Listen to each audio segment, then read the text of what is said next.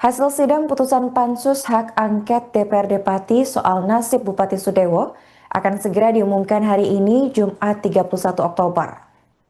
Keputusan ini merupakan jawaban aksi demonstrasi besar-besaran hingga tuntutan soal pemakzulan Bupati Sudewo oleh warga Pati. Sesuai jadwalnya, hari ini warga pro maupun kontra terhadap Sudewo akan berdatangan untuk mengawal jalannya rapat paripurna di gedung DPRD Pati. Berbagai persiapan pun dilakukan baik dari segi pengamanan maupun hal-hal lainnya.